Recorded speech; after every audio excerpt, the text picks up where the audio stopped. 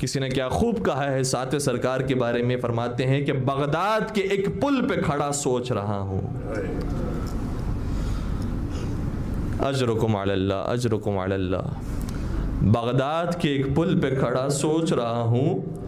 معصوم قبیلے کی خطا سوچ رہا ہوں، خنجر خنجر کبھی تلوار کبھی تیر کی صورت، خنجر کبھی تلوار کبھی تیر کی صورت، سادات کو کیا اجر ملا سوچ رہا ہوں۔ وہ جن کے بارے میں قرآن نے کہا تھا قُلْ لَا أَسْأَلُكُمْ عَلَيْهِ أَجْرًا إِلَّا الْمَوَدَّةَ فِي الْقُرْبَى، اے رسول آپ اجر رسالت کے اندر کچھ نہیں مانگیے سوائے اپنی آل سے محبت کے۔ سید سجاد جب کربلا کا واقعہ پورا ہو جاتا ہے اور مدینہ میں داخل ہوتے ہیں تو ایک عجیب جملہ شاہ فرماتے ہیں کہ ہمارے نانا نے ہمارے بارے میں کہا تھا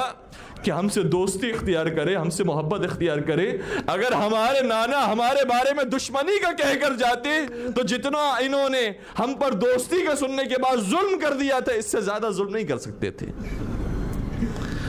نانا محبت کرنے کا کہہ کر گئے تھے، یہ دشمنی اور عداوت کرنے کے باوجود جتنا یہ ظلم کر سکتے تھے انہوں نے ڈھا دیا، اس سے زیادہ نہیں ڈھا سکتے۔ ساتھ سرکار آج دنیا سے رخصت ہو گئے۔ وہ ساتھ سرکار کے جب ہم ان کی زیارت پڑھتے ہیں، مختلف قسم کی زیارتیں مفات الجنان کے اندر موجود ہیں۔ ایک زیارت ہے جس کے اندر مصائب کے کچھ جملے آئے ہیں، کیسے مولا کو سلام کیا، کہتے ہیں روایت کا جملہ یہ ہے، زیارت کا جملہ یہ ہے، اللہم صل علی محمد و اہل بیتہ وصل علی موسیٰ بن جعفر المعذب فی قعر السجون وظلم المتامیر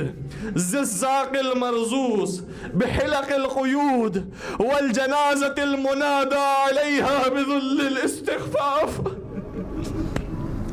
ہم زیارت میں پڑھتے ہیں میرا سلام ہو رسول اور آل رسول پر، اور میرا سلام ہو غریب بغداد پر، وہ غریب بغداد جسے ایک زندان میں نہیں بلکہ مختلف زندانوں میں ڈالا گیا، مختلف قید خانوں میں ڈالا گیا، اور پھر آگے امام فرماتے ہیں ارے وہ قید خانے کہلانے کے لائق نہیں تھے، تاریک کنویں تھے جس میں امام کو ڈالا گیا تھا۔ اور جب ڈالا گیا امام کو تو پیروں میں بیڑیاں موجود تھی، اور وہ بیڑیاں تھی جس سے گوشت پھٹ گیا اور ہڈیاں ٹوٹ گئی۔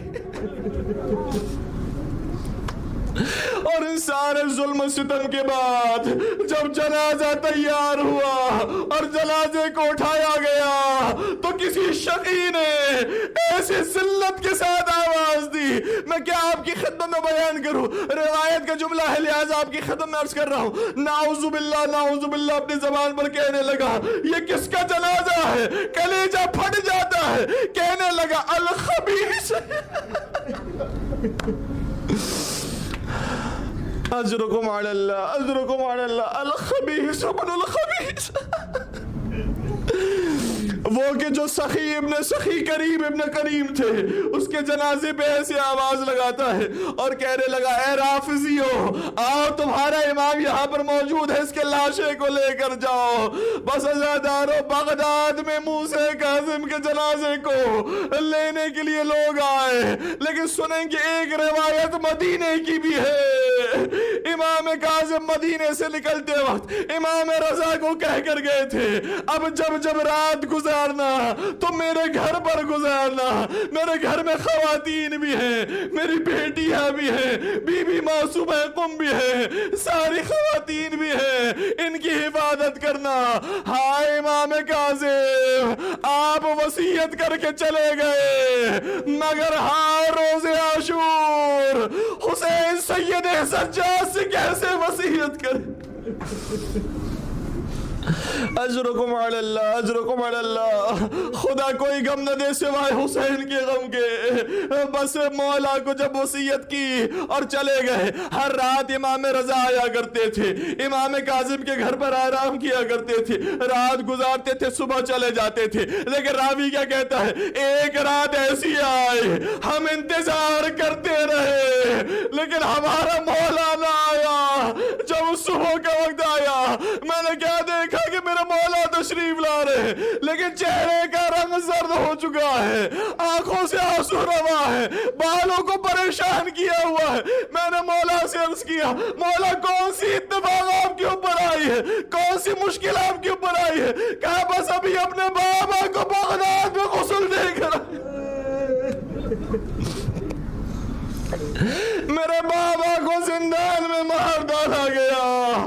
ابھی میں نماز جنازہ پڑھ کے آ رہا ہوں. اے مولا رضا, آپ مدینے میں,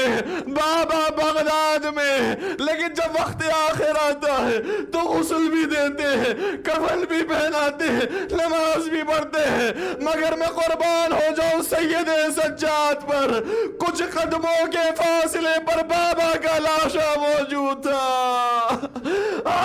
سر بھی تن سے جدا کر دیا گیا, لباس کو لوٹ لیا گیا, اب لاشے کو پامال کر دیا گیا, مگر سید سجاد لاشے کے قریب سے گزرتے ہیں مگر لاشے کو دفنا نہیں پاتے.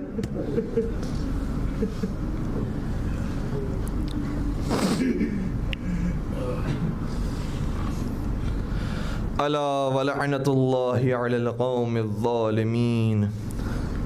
وسيعلم الذين ظلموا أي منقلب ينقلبون.